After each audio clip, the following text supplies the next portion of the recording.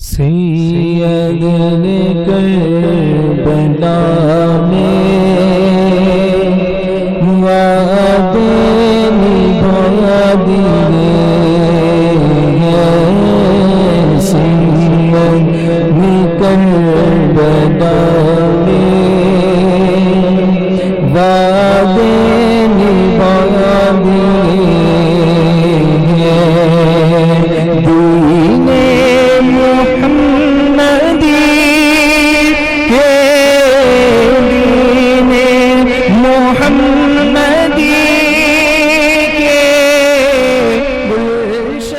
نحمده ونصلي ونسلم على رسوله الكريم اما بعد فاعوذ بالله من الشيطان الرجيم بسم الله الرحمن الرحيم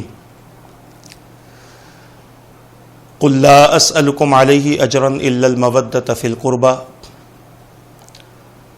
آمنت بالله صدق الله العظيم وصدق رسوله النبي الأمين المختار الكريم ونحن على ذلك لمن الشاهدين والشاكرين والحمد لله رب العالمين اللهم صل وسلم وبارك على سيدنا ومولانا محمد وعلى آله وأصحابه وبارك وسلم صلاة وسلاما دائما عليك وعلى آلك وأصحابك يا رسول الله صلى الله تعالى عليك وسلم. عزیزان ملت اسلامیہ، محترم ناظرین و سامعین کرام، قرآن کریم کے 25ویں پارے کے چوتھے رکوع کی درمیانی آیتوں میں سے ایک آیت مبارکہ کے حصے کو تلاوت کرنے کا میں نے شرف حاصل کیا، جس میں اللہ تبارک و تعالیٰ کا ارشاد پاک ہو رہا ہے، جس کا معنی اور مفہوم یہ ہے: اے حبیب پاک صلی اللہ علیہ وسلم، آپ ارشاد فرما دیجئے، دعوت و تبلیغ کے کام کے سلسلے میں تم سے کسی معاوضے کا طلبگار نہیں سوائے قرابت داروں کی محبت کے۔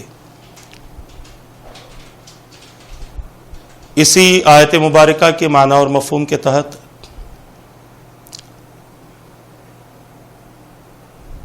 ہماری سلسلہ وار نشست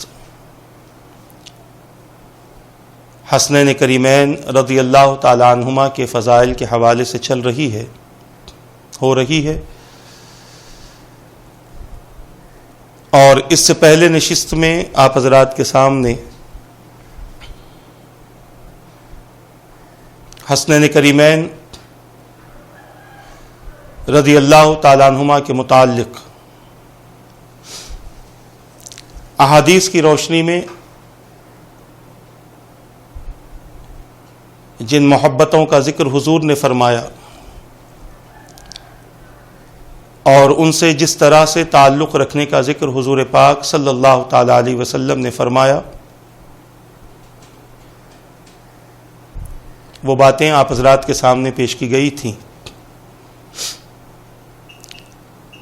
آج انشاءاللہ تبارک و تعالی اس نشست میں حسنین کریمین رضی اللہ تعالی عنہما کا مقام حضور پاک صلی اللہ تعالی علیہ وسلم کے نزدیک کیا رہا، اور میرے آقا صلی اللہ تعالی علیہ وسلم نے ان کو کن عظمتوں سے سرفراز فرمایا، کن مقامات سے انہیں سرفراز فرمایا، اس کا ذکر کرنے کی کوشش کروں گا۔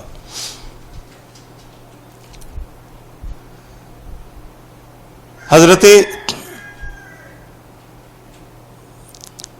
ابی نعم رضی اللہ تعالی عنہ فرماتے ہیں کہ میں نے حضرت عبداللہ ابن عمر رضی اللہ تعالی عنہ کے پاس میں رہ کر کسی کے ایک سوال کو سنا تھا کہ وہ سوال کر رہا تھا، اور سوال یہ تھا کہ احرام باندھنے والے کا مکھی مارنے کے بارے میں حکم کیا ہے۔ سوال اس قسم کا تھا، اور یہ سوال حضرت سیدنا عبداللہ ابن عمر رضی اللہ تعالیٰ عنہما سے کیا گیا تھا۔ حضرت سیدنا عبداللہ ابن عمر رضی اللہ تعالیٰ عنہما نے فرمایا، جنہوں نے سوال کیا تھا ان کا تعلق عراق سے تھا، اور یہ عراق وہی مقام ہے جہاں پر حضرت سیدنا امام حسین رضی اللہ تعالیٰ عنہ کو بلا کر خط لکھ کر بلا کر عراقی آپ کی تائید کا وعدہ کرتے ہوئے خطوط لکھے تھے، اور یہ بلا کر آپ کو وہاں پر شہید ہونے کے لیے اکیلا چھوڑ دیا، آپ کے خانوادے کو چھوڑ دیا، کسی قسم کی تائید نہ کی تھی اور نہ کسی قسم کا تعاون کیا تھا، بلکہ ابن زیاد کے سامنے کمزور پڑ گئے تھے، اور کمزور پڑ کر انہوں نے اپنے آپ کو اور اپنے گھر والوں کو محفوظ کر لیا،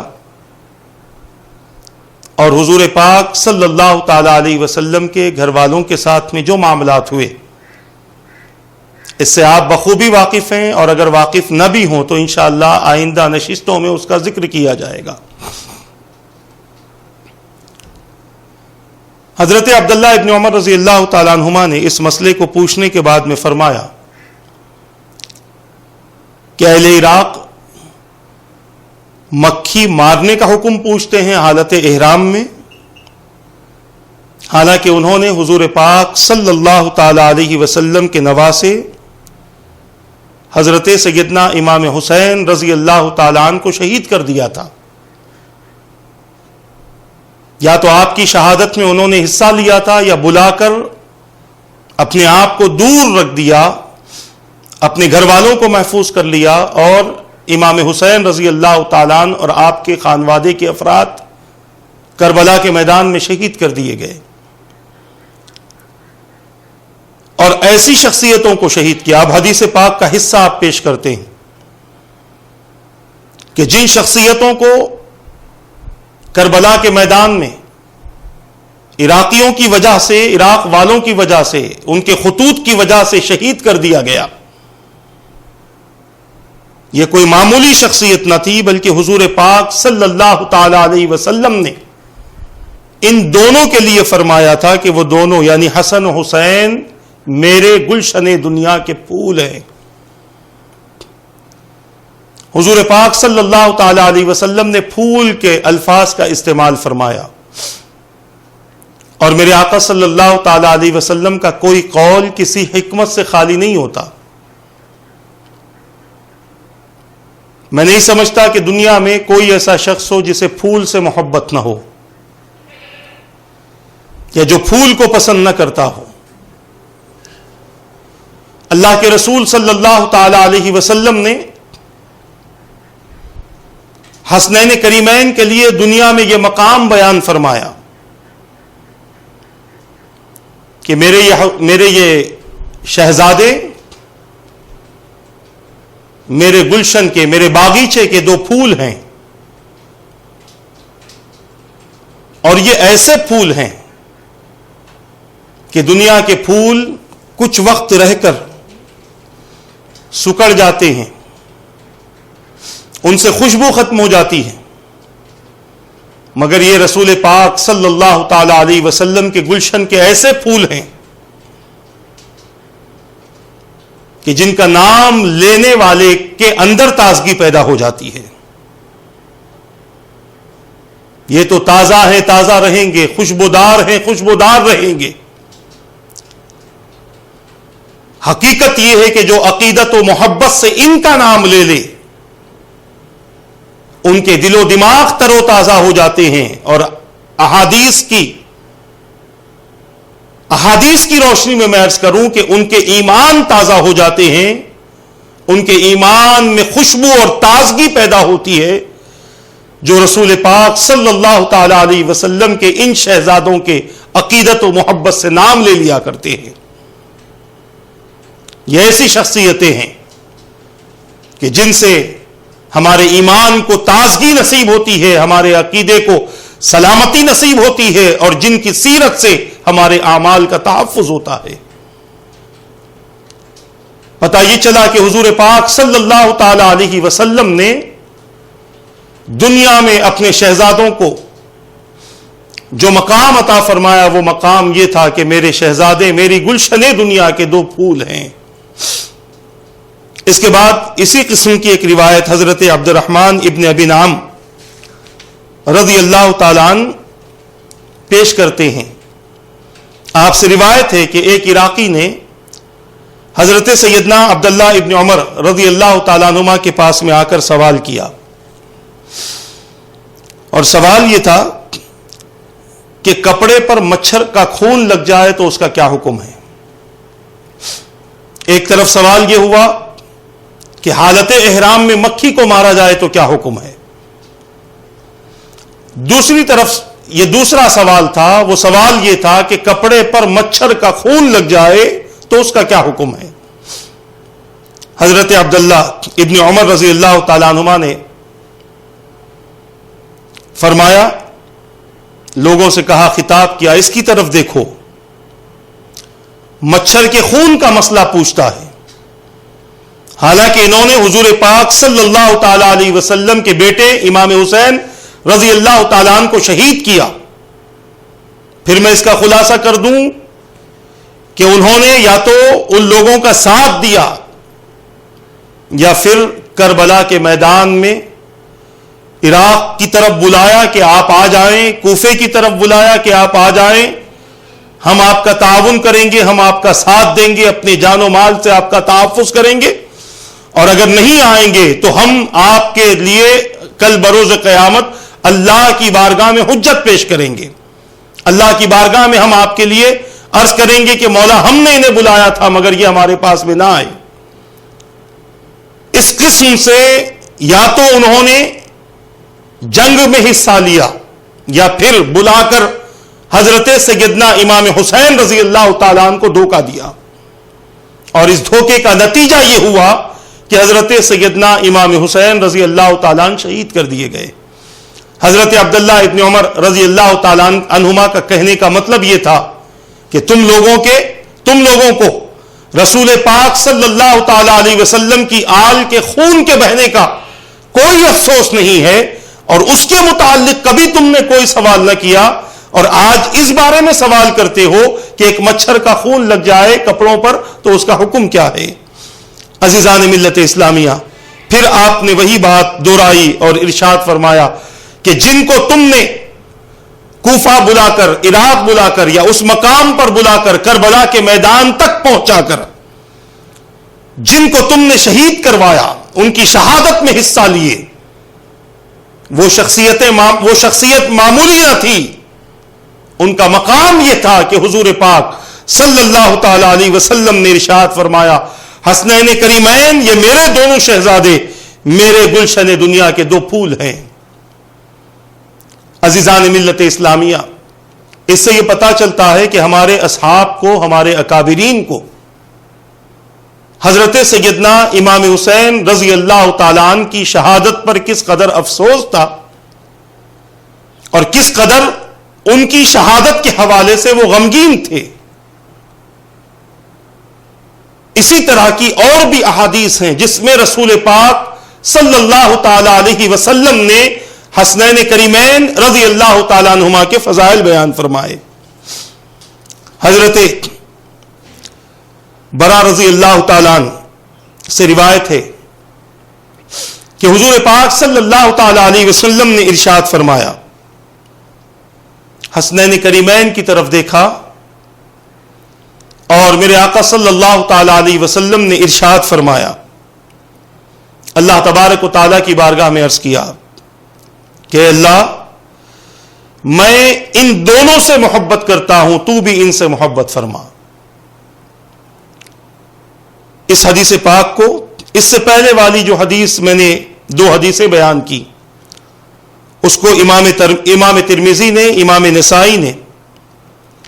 امام احمد نے اپنی اپنی کتابوں میں نقل فرمایا اور امام ترمذی نے اس حدیث کو صحیح فرمایا.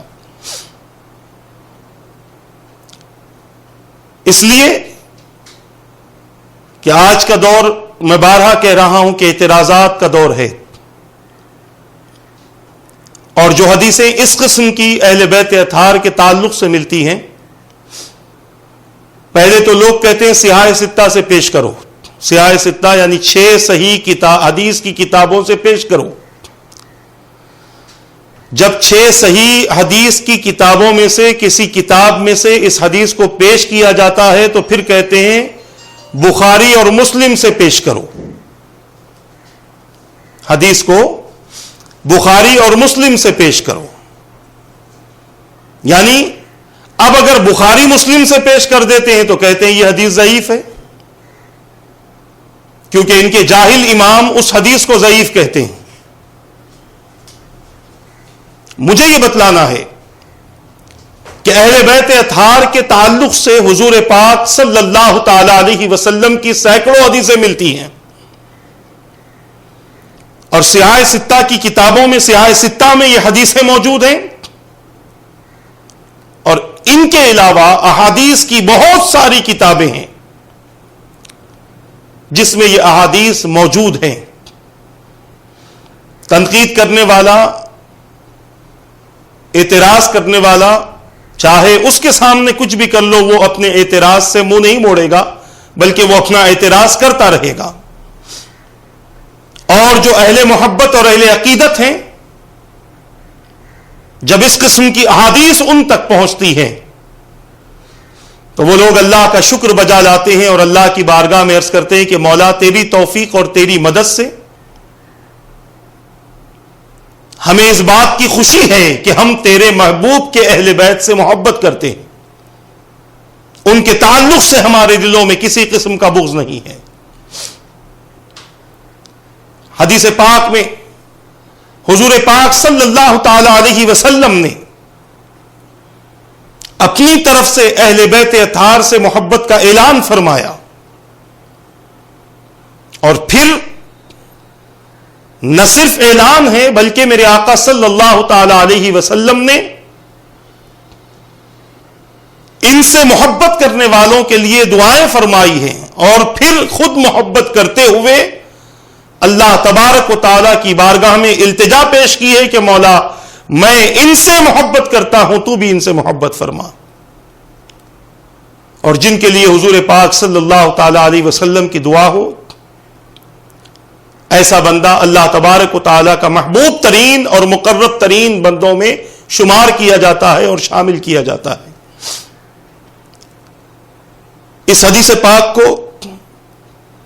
امام ترمذی نے ترمذی شریف میں روایت کیا ہے، اور آپ نے فرمایا کہ یہ حدیث حسن بھی ہے، صحیح بھی ہے. حضور پاک صلی اللہ تعالی علیہ وسلم نے حسنین کریمین کے مقامات کو اپنی امت کے سامنے ظاہر بھی فرمایا، اور نہ صرف آپ نے اپنی امت کو ان سے عقیدت و محبت کا حکم دیا، بلکہ بہت ساری ایسی روایتیں ملتی ہیں کہ جس میں خود حضور پاک صلی اللہ تعالی علیہ وسلم نے اپنے اعمال کے ذریعے ان سے کس درجہ محبت ہے اس کا اظہار فرمایا. حضرت اسامہ ابن زید رضی اللہ تعالیٰ عنہ سے روایت ہے کہ انہوں نے فرمایا میں ایک رات کسی کام کے لیے حضور پاک صلی اللہ تعالی علیہ وسلم کی خدمت میں حاضر ہوا. آپ صلی اللہ علیہ وسلم اس حال میں باہر تشریف لائے کہ کسی چیز کو اپنے جسم پاک سے چمٹائے ہوئے تھے، جسے میں نہ جان سکا. اور جب میں اپنے کام سے فارغ ہوا تو میں نے عرض کیا یا رسول اللہ صلی اللہ علیہ وسلم، آپ نے اپنے جسم مبارک سے کس چیز کو چمٹایا ہوا ہے؟ میرے آقا صلی اللہ تعالی علیہ وسلم نے جب کپڑا ہٹایا تو حضرت اسامہ ابن زید فرماتے ہیں میں نے دیکھا کہ وہ حسنین کریمین رضی اللہ تعالیٰ عنہما تھے جو حضور پاک صلی اللہ تعالیٰ علیہ وسلم کے جسم مبارک سے چمٹے ہوئے تھے. میرے آقا صلی اللہ تعالیٰ علیہ وسلم نے فرمایا یہ میرے بیٹے ہیں. اور پھر آپ نے دعا کی کہ اللہ میں ان سے محبت کرتا ہوں، تو بھی ان سے محبت کر، اور ان سے جو محبت کریں تو ان سے بھی محبت کر.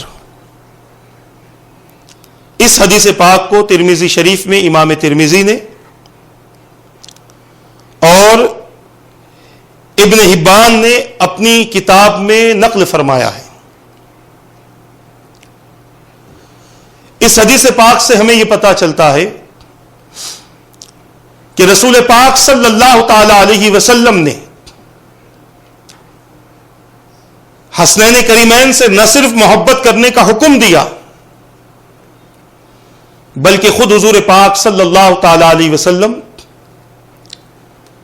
ان حضرات سے اس انداز سے محبت کرتے تھے کہ میرے آقا صلی اللہ علیہ وسلم ان کو اپنے جسم پاک سے چمٹا لیتے. سبحان اللہ، کیا خوش نصیب ہستیاں ہیں حسنین کریمین جنہیں حضور پاک صلی اللہ تعالی علیہ وسلم کے جسم پاک سے چمٹنے کا موقع ملا. نہ صرف چمٹنے کا موقع ملا بلکہ میرے آقا صلی اللہ تعالی علیہ وسلم کے گود مبارک میں بیٹھنے کا، دوش مبارک پر سوار ہونے کا موقع ملا، پشت مبارک پر بیٹھنے کا موقع ملا. وہ رسول صلی اللہ علیہ وسلم کہ جن کے جسم مبارک کے ایک عضو کی کیفیت یہ ہو، ایک عضو کی طاقت یہ ہو کہ کسی کپڑے سے تھوڑے سے وقت کے لیے دست مبارک لگ جائے تو حضرت سیدنا انس رضی اللہ تعالیٰ عنہ اس کپڑے کو صاف کرنے کے لیے پانی کا استعمال نہ کریں بلکہ آگ میں ڈالیں اور کچھ دیر بعد اس کپڑے کو نکال لیں اور دیکھیں کہ کپڑا صاف ہو گیا. حضرت انس رضی اللہ تعالیٰ عنہ کا دسترخوان مشہور ہے کہ میرے آقا صلی اللہ علیہ وسلم نے ان کے گھر کھانا کھانے کے بعد ایک مرتبہ اس دسترخوان سے اپنا دست مبارک صاف کیا تھا تو اس دسترخوان کو میلا ہونے پر حضرت انس رضی اللہ تعالیٰ عنہ پانی سے نہیں دھوتے تھے بلکہ ایک مرتبہ صحابہ کے سامنے آگ میں اس دسترخوان کو ڈال دیا اور کچھ دیر بعد نکالا تو پورا دسترخوان تو دور کی بات ہے اس کا ایک دھاگا بھی جل نہ سکا. صحابہ نے پوچھا انس یہ کیا بات ہے، یہ کون سا طریقہ ہے میل کو صاف کرنے کا؟ حضرت انس رضی اللہ تعالیٰ عنہ کی عقیدت جواب دیتی ہے، محبت جواب دیتی ہے کہ اس دسترخوان پر حضور کے دست مبارک لگے ہیں اور مجھے یقین ہے کہ جس چیز کو حضور سے نسبت ہو جائے اس کو دنیا کی آگ تو دور کی بات ہے جہنم کی آگ نہیں جلا سکتی. ہم اندازہ کریں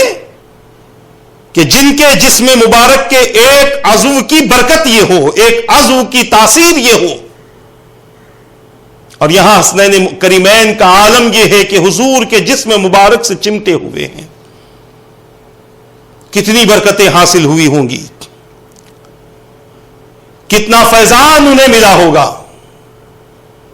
کتنا اثر انہوں نے حضور پاک صلی اللہ تعالی علیہ وسلم سے پایا ہوگا. ہم اس کا صرف ذکر کر سکتے ہیں، اس کا اندازہ ہم نہیں لگا سکتے، نہ اس کے متعلق ہم کچھ تحقیق کر کے کہہ سکتے ہیں کہ اتنا فیضان ملا ہوگا، اتنی برکتیں حاصل ہوئی ہوں گی یا اتنا سب کچھ ہوا ہوگا.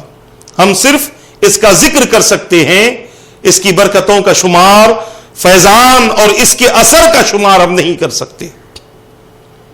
عزیزان ملت اسلامیہ، حضور پاک صلی اللہ تعالی علیہ وسلم کے جسم مبارک سے یہ حضرات چمٹے ہوئے ہیں اور میرے آقا صلی اللہ تعالی علیہ وسلم مختصر سے وقت کے لیے نہیں بلکہ کافی دیر تک حسنین کریمین کے ساتھ میں اپنا وقت گزارتے تھے اور جب صحابی نے دریافت کیا کہ حضور کون ہیں، تو حضور نے ان دونوں کو ان کے سامنے پیش کیا، چادر مبارک ہٹائی اور پھر خاموش نہ رہے، بلکہ میرے آقا صلی اللہ علیہ وسلم نے اللہ کی بارگاہ میں پھر وہی دعا کی کہ اللہ میں ان سے محبت کرتا ہوں، تو بھی ان سے محبت فرما، اور اب آگے یہ فرمایا کہ جو ان سے محبت کرے تو ان سے محبت فرما۔ یہ دعا ایک مرتبہ حضور نے نہیں کی، بلکہ بار بار میرے آقا ان کے لیے دعا فرماتے تھے۔ معاذ اللہ اس لیے نہیں کہ دعا قبول ہوئی یا نہ ہوئی، بلکہ اس لیے کہ ان کے درجات، ان کا مقام، ان کا منصب لوگوں کے سامنے ظاہر ہو جائے کہ یہ وہ شخصیتیں ہیں کہ جن کے لیے رسول بار بار دعا فرماتے تھے۔ میرے آقا زندگی میں اپنی زندگی پاک میں کسی کے لیے ایک مرتبہ دعا فرما دے تو اس کی پوری زندگی بن جائے، اس کے حالات تبدیل ہو جائیں، اس کی پریشانیاں آسانیوں میں تبدیل ہو جائیں، اس کی بیماریاں صحت میں تبدیل ہو جائے، اس کی مصیبتیں اور تکلیفیں سکون میں تبدیل ہو جائیں، اور مصطفیٰ کی دعا کا اثر زندگی بھر ان کے لیے رہا کرتا تھا۔ اور بعض تو ایسے بھی تھے کہ ایک مرتبہ کسی کے سر پر میرے آقا نے اپنا دست مبارک رکھ دیا تو اللہ تبارک و تعالیٰ نے ان کی نسلوں میں اس کی برکتیں عطا فرما دی۔ ان کے گھروں میں جو اولادیں ہوتی تھی ان کے سروں میں حضور کے دست مبارک کی خوشبو پائی جاتی تھی۔ یہ میرے آقا صلی اللہ تعالی علیہ وسلم ہیں کہ کسی کے لیے اس کی زندگی میں صرف ایک مرتبہ دعا فرما دیں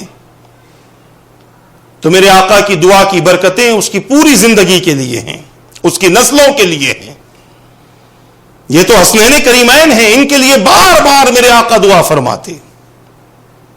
اور بار بار میرے آقا کا دعا کرنا ان کی برکتوں میں اضافے کا سبب تھا۔ اللہ تبارک و تعالی کا بہت زیادہ قرب میرے آقا انہیں دلوانا چاہتے تھے، قرب کی اعلیٰ منزل پر انہیں فائز کروانا چاہتے تھے، اسی لیے میرے آقا بار بار ان کے لیے اس قسم کی دعا کرتے کہ مولا ان سے میں محبت کرتا ہوں، تو بھی ان سے محبت فرما۔ اور پھر میرے آقا صلی اللہ علیہ وسلم کی نوازش اپنی امت کے لیے بھی ہوئی کہ مولا جو ان سے محبت کرے تو ان سے محبت فرما۔ یہ حضور پاک صلی اللہ تعالی علیہ وسلم کی عطا ہے، اور اس حدیث پاک کو بھی امام ترمذی نے ترمذی شریف میں اور ابن حبان نے اپنی کتاب میں اس حدیث پاک کو نقل فرمایا۔ حضرت سیدنا انس ابن مالک رضی اللہ تعالیٰ عنہ ارشاد فرماتے ہیں کہ حضور پاک صلی اللہ تعالی علیہ وسلم سے عرض کیا گیا کہ یا رسول اللہ صلی اللہ تعالی علیہ وسلم، آپ کو اپنے اہل بیت میں سے سب سے زیادہ کون محبوب ہیں؟ میرے آقا سے سوال کیا گیا کہ آپ کو اپنے اہل بیت میں سے سب سے زیادہ محبوب کون ہیں؟ حضور پاک صلی اللہ تعالی علیہ وسلم نے جواب میں ارشاد فرمایا، حسن، حسین۔ اور ان دونوں کے بارے میں میرے آقا صلی اللہ تعالی علیہ وسلم نے ارشاد فرمایا، اور حضور پاک صلی اللہ تعالی علیہ وسلم کے تعلق سے خاتون جنت رضی اللہ تعالی عنہ بیان کرتی ہیں کہ میرے آقا صلی اللہ تعالی علیہ وسلم فرمایا کرتے تھے کہ میرے بیٹوں کو بلاؤ، اور جب انہیں بلایا جاتا تو حضور پاک صلی اللہ علیہ وسلم انہیں چومتے اور انہیں اپنے ساتھ میں لپٹا لیتے۔ نہ صرف چومتے بلکہ اپنے جسم مبارک سے انہیں قریب کر لیتے، اتنا قریب کر لیتے کہ آپ ان کو اپنے دست مبارک سے اپنے سینے مبارک کے قریب کرتے اور انہیں لپٹا لیتے تھے۔ اس حدیث پاک کو بھی امام ترمذی نے ترمذی شریف میں اور امام ابو یعلا نے مسند میں اس کو نقل فرمایا ہے۔ صحابہ کرام کہ جن کا احسان امت پر یہ ہے کہ انہوں نے حضور پاک صلی اللہ تعالی علیہ وسلم سے سوالات کر کے امت کو بے شمار مسائل میں دوچار ہونے سے محفوظ کر لیا، بلکہ سوالات کے ذریعے اور ایسے ایسے سوالات کیے ہیں کہ جس سے آنے والی امت کے لیے آسانیاں پیدا ہو گئیں۔ کبھی کوئی حدیث سمجھ میں نہ آتی، کوئی بات سمجھ میں نہ آتی تو سوال کر لیتے، کبھی کوئی حکم سمجھ میں نہ آتا تو سوال کر لیتے، کبھی حضور پاک صلی اللہ علیہ وسلم سے کوئی ایسا عمل ہوتا کہ جو ان کے اذہان میں موجود نہ ہو سکتا تھا، ان کے اذہان میں نہ بیٹھ سکتا تھا، ایسے عمل کے بارے میں حضور پاک صلی اللہ تعالی علیہ وسلم سے سوال کر لیتے جو ان کے دل و دماغ سے ماورا ہوتا، اعلیٰ درجے کا ہوتا۔ اسی طرح احکامات کے معاملے میں، معاملات کے معاملے میں اور حقوق اللہ اور حقوق العباد کے معاملے میں کچھ باتیں اگر سمجھ میں نہ آتی تو حضور پاک صلی اللہ تعالی علیہ وسلم سے اس کا سوال کر لیتے۔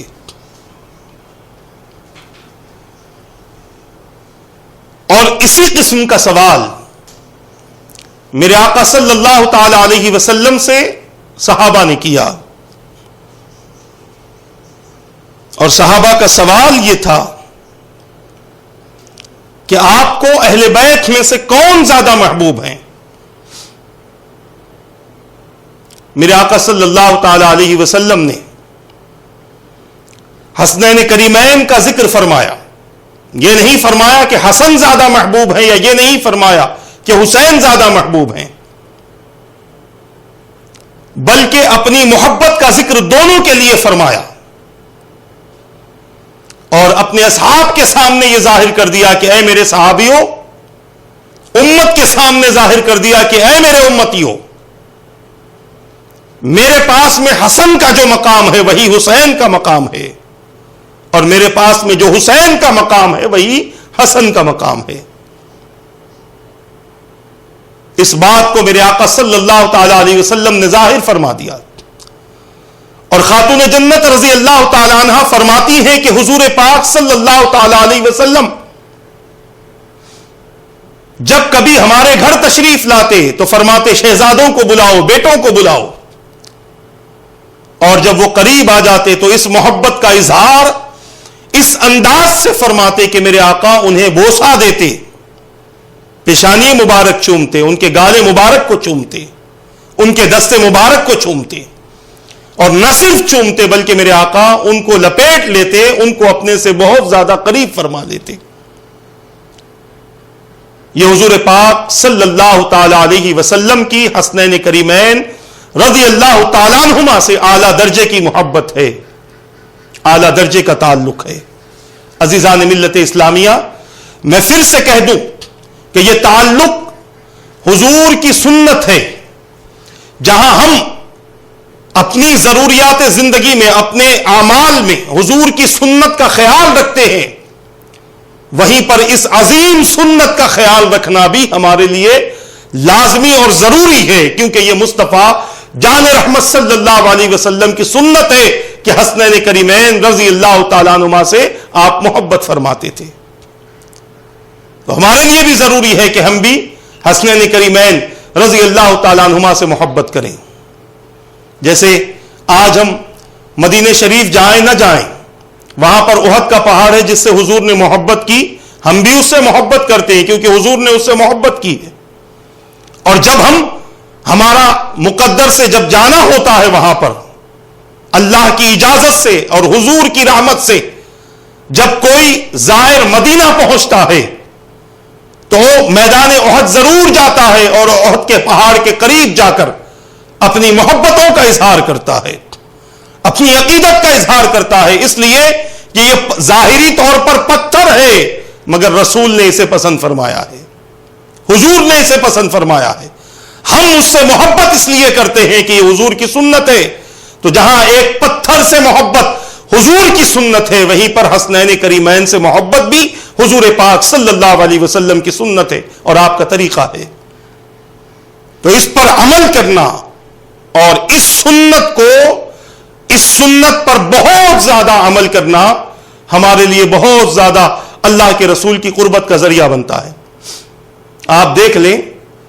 کہ رسول پاک کی سنت سے اللہ کی محبت حاصل ہوتی ہے، اور یہ وہ عظیم سنت ہے حسنین کریمین رضی اللہ تعالیٰ عنہما سے محبت. یہ وہ عظیم سنت ہے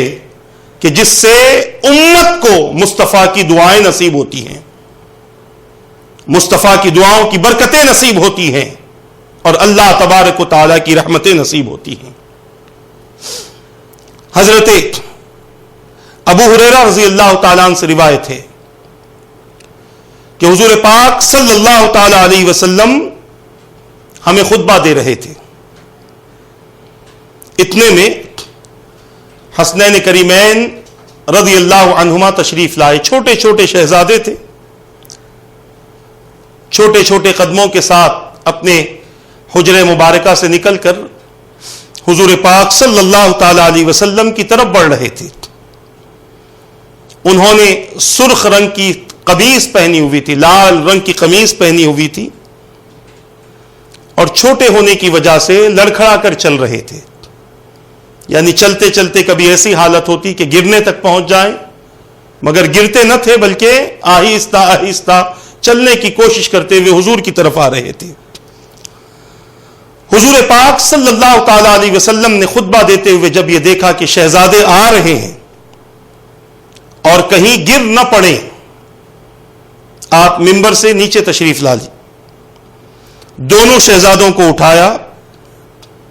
اپنے سامنے بٹھا لیا، پھر فرمایا اللہ تعالیٰ کا فرمان کتنا سچ ہے کہ تمہارا مال اور تمہاری اولاد محض آزمائشی ہیں. حضرت ابو ہریرہ رضی اللہ تعالیٰ عنہ فرماتے ہیں کہ حضور نے فرمایا کہ میں نے ان بچوں کو لڑکھڑا کر چلتا ہوا دیکھا تو مجھ سے رہا نہ گیا، میں نے اپنی گفتگو کو چھوڑ کر ان کو اٹھا لیا، ان کو اٹھانے میں مصروف ہو گیا. اس حدیث پاک کو امام ترمذی نے ترمذی شریف میں، امام نسائی نے اپنی کتاب میں نسائی شریف میں نقل فرمایا، اور امام ترمذی نے ارشاد فرمایا کہ یہ حدیث حسن ہے. اس حدیث پاک سے یہ ظاہر ہوتا ہے کہ حضور پاک صلی اللہ تعالی علیہ وسلم اپنے شہزادوں کا خیال کس انداز سے فرماتے تھے. خطبے کے درمیان خطبہ دیتے ہوئے حضور پاک صلی اللہ تعالی علیہ وسلم کا ان کی حفاظت کے لیے خطبہ چھوڑ کر اٹھ جانا اور ان کو اپنے قریب میں بٹھا لینا اس بات کی دلیل ہے کہ میرے آقا صلی اللہ تعالی علیہ وسلم اپنے شہزادوں کے لیے معمولی سی چوٹ بھی برداشت نہ کر سکتے، کیونکہ لڑکھڑا کر گر جائیں گے، چوٹ آئے گی، پھر رونا ہوگا. اور میرے آقا صلی اللہ تعالی علیہ وسلم کو حسنین کریمین کا نہ رونا پسند تھا نہ گرنا پسند تھا. جو بچپن میں جن کے گرنے کے خوف سے میرے آقا نے خطبہ روکا ہو، کربلا کے میدان میں انہیں گھوڑے سے گرایا گیا حضور کی امت نے اور امت کے ان افراد نے کہ جن پر قیامت تک کے لیے لعنت ہے. ایسے افراد نے ان کو گھوڑے سے گرایا، نہ صرف گرایا بلکہ 72 سے زیادہ زخم آپ کو دیے، جن کی ایک معمولی چوٹ میرے آقا کو برداشت نہ تھی، جن کا گرنا میرے آقا کو برداشت نہ تھا. کربلا کے میدان میں انہیں گھوڑے سے گرا کر ان کے جسم کے کسی حصے کو زخم سے خالی نہ رکھا. اور جب اس پر برداشت نہ ہوا، امام حسین رضی اللہ تعالیٰ عنہ کے جسم پاک کو گھوڑوں سے روندا گیا. عزیزان ملت اسلامیہ، بتلانے کا مقصد و منشا یہ ہے کہ رسول پاک صلی اللہ تعالی علیہ وسلم